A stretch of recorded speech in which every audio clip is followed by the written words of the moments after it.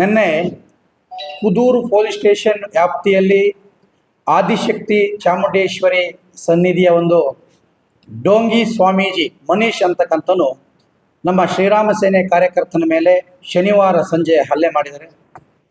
ಆ ಹಲ್ಲೆ ಆದ ನಂತರ ಅಲ್ಲಿಂದ ನೇರವಾಗಿ ಆ ಕುದೂರು ಪೊಲೀಸ್ ಸ್ಟೇಷನ್ಗೆ ಆ ಹಲ್ಲೆಗೆ ಒಳಗಾದಂಥ ಕುಟುಂಬದಸ್ಥರು ಕುದೂರು ಪೊಲೀಸ್ ಸ್ಟೇಷನ್ಗೆ ಹೋಗ್ತಾರೆ. ಅಲ್ಲಿಯೂ ಕೂಡ ಅವ್ರನ್ನ ಸುಮಾರು ಇವರು ಹೋಗಿದ್ದ ಟೈಮಿಂಗ್ ಸಿಗಿದ್ರು ರಾತ್ರಿ 1:15 ಗಂಟೆಗೆ ಅವರಿಗೆ FIR ಮಾಡೋದಕ್ಕೆ ಪೊಲೀಸರು 1:15 ಗಂಟೆ ತಗೊಂಡಿದ್ದಾರೆ ನೈಟ್. ಅವರ ಮನೆಯವರಿಗೆ ಅವರ ತಾಯಿ ಮೇಲೆ ಹಲ್ಲೆ ಮಾಡಿದ್ದಾರೆ, ವಯಸ್ಸಾದ್ರಂಥವರಿಗೆ. ಅವರ ತಂದೆ ಮೇಲೆ ಹಲ್ಲೆ ಮಾಡಿದ್ದಾರೆ. ಗಿರೀಶ್ ಅಂತಕ್ಕಂಥವ್ರು ಹೈಕೋರ್ಟ್ ವಕೀಲರಾಗಿರ್ತಾರೆ. ಹೈಕೋರ್ಟ್ ವಕೀಲರು ಅವರು ಹೇಳ್ತಾರೆ, ನಾನೊಬ್ಬ ಹಿಂದೂ ಕಾರ್ಯಕರ್ತ, ಅದು ನಾನು ಶ್ರೀರಾಮ್ ಸೇನೆಯಲ್ಲಿ ಸಕ್ರಿಯವಾಗಿದ್ದೀನಿ, ಶ್ರೀರಾಮ್ ಸೇನೆಯ ಕಾರ್ಯಕರ್ತ ಅಂತ ಹೇಳಿದ್ರು ಕೂಡ ಸ್ವಾಮೀಜಿ ಡೋಂಗಿ ಸ್ವಾಮಿ ಮನೀಶ್ ಮತ್ತು ಅವರ ತಮ್ಮ ಇನ್ನೂ ಕೂಡ ಒಂದೊಂದು 3-4 ಜನ ಸಹಚರರು ನಿರಂತರವಾಗಿ ಅವರಿಗೆ ಹಲ್ಲೆ ಮಾಡಿ ಅವರು ಹೋಗಬೇಕಾದ ಕಾರ್ಯಕ್ರಮಕ್ಕೂ ಕೂಡ ಹೋಗದೆ ತಡೆದು, ಇನ್ನೂ ಕೂಡ ಮಾಧ್ಯಮದಲ್ಲಿ ಈ ಸುದ್ದಿ ಬಂದ್ರೂ ಮತ್ತೆ ಫೇಸ್ಬುಕ್ಕಲ್ಲಿ ಅವರ ಒಬ್ಬ ರಿಲೇಷನ್ ಇರುವನು ಧಮಕಿ ಆಗ್ತಾ ಇದ್ದಾನೆ. ಸ್ವಾಮೀಜಿ ಇದ್ರು ಅಂತ ಹೇಳಿ ನಿನ್ನನ್ನು ನಾನು ಬಿಟ್ಟಿದ್ದೀನಿ, ಸ್ವಾಮೀಜಿ ಇಲ್ಲ ಎಂದ್ರೆ ನಿನ್ನ ಅಲ್ಲೇನೆ ಸುಟ್ಟು ಹಾಕ್ತಿದ್ದೀನಿ ಅಂತೇಳಿ.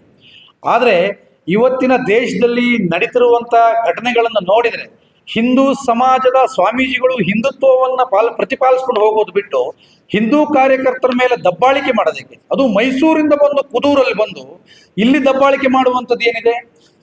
ಸಾವಿರಾರು ಮಠಗಳಿದೆ, ನಮ್ಮ ಕರ್ನಾಟಕದಲ್ಲಿ ಸಾವಿರಾರು ಮಠಗಳಿದೆ. ಆದರೆ ಸ್ವಾಮೀಜಿ ಅಂತಕ್ಕಂಥದ್ದು ನಮ್ಮೆಲ್ಲರ ಹಿಂದೂ ಧರ್ಮದ ನಾವೊಂದು ಗೌರವ ಕೊಡುವಂಥ ಸನ್ನಿಧಿಯ ಕ್ಷೇತ್ರಗಳು. ಇಂಥ ಕ್ಷೇತ್ರದಲ್ಲಿ ಕೈಕಾಲು ಹಿಡ್ಕೊಂಡ್ರು ಕೂಡ ಹಲ್ಲೆ ಮಾಡ್ತಾನೆ. ಯಾವುದೋ ಒಂದು WWF ಸ್ಟೈಲಲ್ಲಿ ಬಟ್ಟೆಯನ್ನು ಹಿಡಿದು ಎತ್ತಿ ಅವ್ರನ್ನ ಮೇಲ್ಕೊಟ್ಟು ಅವ್ರ ತಮ್ಮನ ಕೈಯಲ್ಲಿ ಹಲ್ಲೆ ಮಾಡ್ಸಕ್ಕೆ ಹೊರಟಿದ್ದಾನೆ. ಅಂದರೆ ಈ ವಿಚಾರವನ್ನ ಶ್ರೀರಾಮ ಸೇನೆ ಸಂಘಟನೆ ಖಂಡಿಸ್ತಾ ಇದೆ. ನಾವು ಇದರ ಬಗ್ಗೆ ಹೋರಾಟ ಪ್ರಾರಂಭ ಮಾಡಲಿಕ್ಕೆ ಇವತ್ತು ಅಧಿಕೃತವಾಗಿ ಇಲ್ಲಿ ಬೈಠಕನ್ನು ಮಾಡಿದ್ದೀವಿ. ಮಾಧ್ಯಮದ ಮುಖಾಂತರ ನಾವು ಹೇಳ್ತಾ ಇದ್ದೀವಿ, ಒಂದು ಕೆನ್ನೆಗೆ ಹೊಡೆದ್ರೆ ಇನ್ನೊಂದು ಕೆನ್ನೆ ತೋರಿಸುವ ಸಂಸ್ಥೆ ಹಿಂದೂ ಸಮಾಜ ಅಲ್ಲ, ಅದರಲ್ಲೂ ಕೂಡ ಶ್ರೀರಾಮ ಸೇನೆ ಸಂಘಟನೆ ಅಲ್ಲ. ಹಾಗಾಗಿ ಇದನ್ನ ಆ ಸ್ವಾಮೀಜಿನ ಬಂಧಿಸಲೇಬೇಕು. ಇವತ್ತಿನ 36 ಗಂಟೆ ಆಯ್ತು FIR ಆಗಿ. ಸ್ವಾಮೀಜಿ ಎಲ್ಲಿದ್ದಾನಂತೇಳಿ ಆ ಪೊಲೀಸ್ನವರಿಗೂ ಗೊತ್ತಿದೆ. ಇಲ್ಲೂ ಕೂಡ ನಾವು ಬೈಠಕ್ ಮಾಡೋದಿಗೂ ಪೊಲೀಸ್ನವ್ರು ಬರ್ತಾರೆ, ನಮ್ದೇನಿದೆ ವರದಿ ತಗೊಳ್ಳೋಕ್ಕೋಸ್ಕರ. ಆದರೆ ಆ ಸ್ವಾಮೀಜಿ ಎಲ್ಲಿದೆ ಅನ್ನೋದು ನಮಗೂ ಗೊತ್ತಿದೆ, ಅಲ್ಲಿರುವಂಥ ಕುದೂರು ಪೊಲೀಸ್ ಠಾಣೆಗೂ ಗೊತ್ತಿದೆ. ಈಗಿರುವಂಥ SP DYSP SP ಸಾಹೇಬ್ರವ್ರಿಗೆ ಕೂಡ ಫೋನ್ ಮಾಡಿದರೆ ಅವರು ಕೂಡ ಉಡಾಪಿಯಾಗಿ ಮಾತಾಡ್ತಾರೆ. ಏನರ್ಥ ಇದು? ಒಬ್ಬ ಪೊಲೀಸ್ ಅಧಿಕಾರಿಗಳು ಆ ರೀತಿ ನಡ್ಕೊಳ್ತಾರ? 36 ಗಂಟೆ ಆದರೂ ಕೂಡ FIR ಆಗಿಲ್ಲ, ಇನ್ನೂ ಕೂಡ ಅವರಿಗೆ ನೋಟಿಸ್ ಇಶ್ಯೂ ಮಾಡ್ತಾರೆ. ಯಾಕೆ ನೋಟಿಸ್ ಇಶ್ಯೂ ಮಾಡಬೇಕು? ಯಾವ ಪಂಚಮಠದ ಸ್ವಾಮೀಜಿ ಅವನು ನೋಟಿಸ್ ಇಶ್ಯೂ ಮಾಡೋದಕ್ಕೆ? ಒಬ್ಬ ಗುಂಡಾ ಸ್ವಾಮೀಜಿ ಅವನು, ಮನೀಶ್ ಅಂತಕ್ಕಂಥ ಒಬ್ಬ ಗುಂಡ. ಅವನು ಸ್ವಾಮೀಜಿ ಆಗಿದ್ರೆ ಹಲ್ಲೆ ಮಾಡ್ತಾನ ಅವನು? ಒಬ್ಬ ಗುಂಡನಿಗೆ ನೋಟಿಸ್ ಕೊಡುವ ಸಂಸ್ಕೃತಿ ಅಂತೆ. ಹಾಗಾದ್ರೆ ಇವರಿಗೂ ಇನ್ನು ಗುಂಡಾ ಆಕ್ಟ್ ಇವರವರಿಗೆ ಏನು ವ್ಯತ್ಯಾಸ ಇದೆ? ಹಾಗಾಗಿ ಪೊಲೀಸ್ ಇಲಾಖೆ ಸಂಪೂರ್ಣ ವಿಫಲವಾಗಿದೆ. ಇದನ್ನೆಲ್ಲ ಮಾಹಿತಿನೂ ಕೂಡ ಶ್ರೀರಾಮ ಸೇನೆಯ ಸಂಸ್ಥಾಪಕ ರಾಷ್ಟ್ರೀಯ ಅಧ್ಯಕ್ಷರಾದಂತಹ ಪ್ರಮೋದ್ ಮುತಾಲಿಕ್ ಜಿ ಅವರ ಗಮನಕ್ಕೆ ಈಗಾಗಲೇ ನಾವು ತಂದಿದ್ದೀವಿ. ಈ ಹೋರಾಟದ ರೂಪುರೇಷವನ್ನು ಇವತ್ತು ರೆಡಿ ಮಾಡ್ಕೊಂಡಿದ್ದೀವಿ. ಇನ್ನು 2-3 ದಿನದಲ್ಲಿ ಒಂದು ಉಗ್ರವಾದಂಥ ಪ್ರತಿಭಟನೆ, ಆ ಸ್ವಾಮೀಜಿಯನ್ನು ಅರೆಸ್ಟ್ ಮಾಡಬೇಕು. ಈಗಲೂ ಕೂಡ ಬಾರ್ ಕೌನ್ಸಿಲ್ ಹೇಳಿದರೆ ಯಾರು ಕೂಡ ಅವರಿಗೆ ಬೇಲ್ ಕೊಡಿಸ್ಲಿಕ್ಕೆ ವಕೀಲರು ಹೋಗಬಾರ್ದು ಅನ್ನೋದು ಕೂಡ ಬಾರ್ ಕೌನ್ಸಿಲಿಂಗ್ ಅಲ್ಲಿ ಕೂಡ ಅವರು ಹೈಕೋರ್ಟ್ ವಕೀಲರಾಗಿರೋದ್ರಿಂದ ಅವರು ಕೂಡ ನಿರಂತರ ಪ್ರಯತ್ನವನ್ನು ಮಾಡ್ತಿದ್ದಾರೆ. ಹೋರಾಟದಿಂದ ಹಿಂದೆ ಸರಿಯುವಂಥ ಮಾತೇ ಇಲ್ಲ. ಶ್ರೀರಾಮ ಸೇನೆ ಒಂದು ಹೆಜ್ಜೆಯನ್ನು ಮುಂದಿಟ್ಟಿದೆ. ಆ ಮಠದ ವಿಷಯದಲ್ಲೂ ಕೂಡ ಹಿಂದೆನೂ ಕೂಡ ಆ ಮಠದ ಆಸ್ತಿ ಪಾಸ್ತಿಯ ವಿಚಾರದಲ್ಲೂ ಕೂಡ ನಮ್ಮ ಗಮನಕ್ಕೆ ಬಂದಿದ್ದಂಥದ್ದಿತ್ತು. ಆದರೂ ಕೂಡ ಒಂದು ಹಿಂದೂ ಸ್ವಾಮೀಜಿ ಅವನೇನಾದರೂ ಮಾಡ್ಕೊಂಡು ಹೋಗ್ಲಿ ಅಂತ ಸುಮ್ಮನೆ ಇತ್ತು. ಈ ಸತಿ ನಮ್ಮ ಕಾರ್ಯಕರ್ತರ ವಿಚಾರಕ್ಕೆ ಬಂದಿರೋದ್ರಿಂದ ಅವನ್ನ ಸಂಪೂರ್ಣವಾಗಿ ಬೀದಿಗೆ ಎಳೆದು ಅವನೇನು ಕೃತ್ಯವನ್ನು ಮಾಡಿದರೆ ಅದೇ ರೀತಿ ಅವನಿಗೆ ಪ್ರತಿಕಾರ ಕೊಡುವುದನ್ನ ಶ್ರೀರಾಮ ಸೇನೆ ಸಂಘಟನೆ ನಿಶ್ಚಯ ಮಾಡಿದೆ. ಸರ್, ಹಲ್ಲೆ ಒಳಗಾಗುವಂತಹ ಸಮಯದಲ್ಲಿ ಪೊಲೀಸರು ಕೂಡ ಹಲ್ಲೆ ಇರ್ತಾರೆ, ಆದರೆ ರಕ್ಷಣೆಗೆ ಮುಂದಾಗುವುದಿಲ್ಲ. ಪೊಲೀಸ್ ಠಾಣೆಗಳಲ್ಲಿ ಆ ಸ್ವಾಮೀಜಿಯ ಗುರುಜಿಯ ಫೋಟೋಗಳು ಕೂಡ ಸಿಕ್ಕಿರುವಂತದ್ದು. ಮತ್ತೆ ಅಲ್ಲಿ ಕುಟುಂಬಸ್ಥರು ನಮಗೆ ದೂರನ್ನ ತಗೊಳ್ಬೇಕು ಅಂತ ಧರಣಿ ಆದಾದ ಮೇಲೆ ದೂರನ್ನು ತೆಗೆದುಕೊಂಡಿರುವಂತದ್ದು, ಇವು ಕೂಡ ಬಂಧನ ಆಗಿಲ್ಲ. ಇವತ್ತಿನ ಈ ರೀತಿ ಡೋಂಗಿ ಸ್ವಾಮೀಜಿಗಳು, ಕೆಲವೊಂದಷ್ಟು ಡೋಂಗಿ ಸರ್ಕಾರಗಳು ಬಂದ ಮೇಲೆ ನಾವು ಪ್ರತಿಭಟನೆ ಮಾಡಿ ನಾವು FIR ಹಾಕ್ಸ್ಬೇಕಾಗಿದೆ. 2 ಜನ ಪೊಲೀಸ್ ಅಧಿಕಾರಿಗಳು ಇದ್ರಂತೆ, ಬೇರೆ ಯಾರು ಪೊಲೀಸವ್ರ ಮ್ಯಾನ್ ಇರಲಿಲ್ಲ ಅಂತೇಳಿ ಯಾರೋ ಒಬ್ರು ಹೇಳಿದ್ರು. ವಾಕಿಲ್ವಾ ಪೊಲೀಸರಿಗೆ ಆಗಿದ್ರೆ? ವಾಕಿಯಲ್ಲಿ ಇಂಟಿಮೇಷನ್ ಕೊಡಬೇಕಿತ್ತಲ್ಲ. ಪೊಲೀಸರು ಕೂಡ ಈ ಕೇಸಲ್ಲಿ ಶಾಮೀಲಾಗಿದ್ದಾರೆ.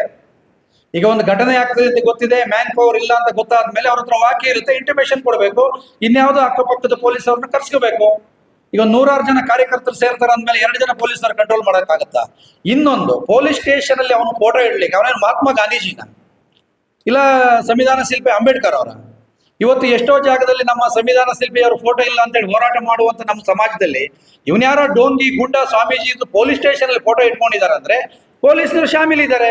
ಪೊಲೀಸರ ಮುಖಾಂತರನೇ ಆ ಸ್ವಾಮೀಜಿಗೆ ಅಲ್ಲಿ ಬರೋದಕ್ಕೆ ಅವಕಾಶ ಇರುವಂತದ್ದು. ಯಾಕೆ ಮೈಸೂರಲ್ಲಿ ಜಾಗ ಇರಲಿಲ್ಲ ಅವನಿಗೆ?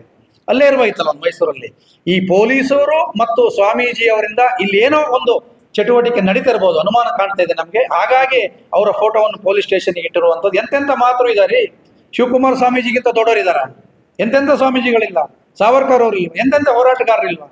ಅಂಬೇಡ್ಕರ್ ಅವರು ಇಲ್ವಾ? ಈ ಸ್ವಾಮೀಜಿ ಇವನ್ನ ಡೋಂಗಿ ಸ್ವಾಮೀಜಿ ಇಟ್ಕೊಳ್ಳುವಂಥದ್ದೇನು? ಹಾಗಾಗಿ ಪೊಲೀಸ್ ಅಧಿಕಾರಿಗಳಿಗೆ ನಾನು ಹೇಳ್ತೀನಿ, ನಿಮ್ಮ ಒಂದು ಪಕ್ಷದ ಒಂದು ರಾಜಕೀಯ ಬೆಳವಣಿಗೆ ಬಯಸ್ಕೊಂಡು ಆ ರೀತಿ ಕರ್ತವ್ಯ ಅವರನ್ನು ಬಿಟ್ಟು ಸಮಾಜಕ್ಕೆ ನ್ಯಾಯ ಕೊಡುವಂತ ಕೆಲಸನ ಪೊಲೀಸ್ ಅಧಿಕಾರಿಗಳು ಮಾಡ್ಬೇಕಂತೇಳಿ ಈ ಮುಖಾಂತರ ಹೇಳ್ತಾ ಇದ್ದೀನಿ ನಾನು. ಸರ್, ಮುಂದಿನ ನಿಮ್ಮ ಹೋರಾಟಗಳು ಹೇಗಿರುತ್ತೆ? ಈಗ ರೂಪುರೇಷೆ ಮಾಡಿದ್ದೀರಿ. ಈಗಾಗಲೇ ಹೋರಾಟದ ರೂಪುರೇಷವನ್ನ ಇಲ್ಲಿ ನಮ್ಮ ಅವರ ಸೋದರ ಬಂದಿದ್ದಾರೆ, ಇಲ್ಲಿ ಚೇತನ್ ಅಂತೇಳಿ, ಅವ್ರ ಮುಖಾಂತರನು ಕೂಡ ಮತ್ತೆ ಸ್ಥಳೀಯರು ಬಂದಿದ್ದಾರೆ. ನಮ್ಮ ಗ್ರಾಮಾಂತರ ಜಿಲ್ಲಾ ಅಧ್ಯಕ್ಷರು, ರಾಜ್ಯ ಕಾರ್ಯಾಧ್ಯಕ್ಷರಾದಂಥ ರಮೇಶ್ ಗೌಡರವರು, ನಾವೆಲ್ಲರೂ ಕೂಡ ಒಂದು ನಿಶ್ಚಯವನ್ನ ತಗೊಂಡಿದ್ದೀವಿ. ಇವತ್ತು ಸಂಪೂರ್ಣವಾದ ವರದಿ, ನಾನು ಕೂಡ ಇವತ್ತು ಮಠದ ಹತ್ರ ಹೋಗಿದ್ದೆ, ಆ ಜಾಗವನ್ನು ವೀಕ್ಷಣೆ ಮಾಡೋದಕ್ಕೆ ಹೋಗಿದ್ದೆ. ಯಾಕೆ ಅಲ್ಲಿ ಘಟನೆ ಆಗ್ಬೋದಾ, ಆಗೋದಕ್ಕೆ ಏನು ಕಾರಣ ಇರ್ಬೋದು ಅಲ್ಲಿ ಅನ್ನೋದು ಕೂಡ ನಾವು ನೋಡ್ಕೋಬೇಕು. ಸುಮ್ಮನೆ ಹೋಗಿ ಯಾವುದೋ ಒಂದು ಗಾಳಿಯಲ್ಲಿ ಗುಂಡು ನೋಡ್ಕೊಂಡು ಬರುವಂಥದ್ದು ಸರಿಯಲ್ಲ ಅನ್ನೋದ್ರ ಉದ್ದೇಶದಿಂದ ಇವತ್ತು ಕೂಡ ನಾನು ಮಠದಲ್ಲಿ ಹೋಗಿ ಆ ಮಠದ ಸುತ್ತಮುತ್ತ ಸರ್ವೆಯನ್ನು ಮಾಡಿಕೊಂಡು ನೋಡ್ಕೊಂಡು ಬರುವಂಥದ್ದು ಮಾಡಿದ್ದೀವಿ. ಮುಂದಿನ ಈಗ ನಾವು ಇವತ್ತಿನ ಹೋರಾಟದ ರೂಪುರೇಷ ಇದೆ, ಇದನ್ನೀಗ ಪ್ರಮೋದ್ ಮುತಾಲಿಕ್ ಜಿ ಅವರ ಗಮನಕ್ಕೆ ತಂದು ನಾಳಿಂದ ನಮ್ಮ ಕಾರ್ಯಚಟುವಟಿಕೆ ಪ್ರಾರಂಭ ಆಗುತ್ತೆ. ಪೊಲೀಸರಿಗೆ ಒತ್ತಾಯ ಮಾಡೋದು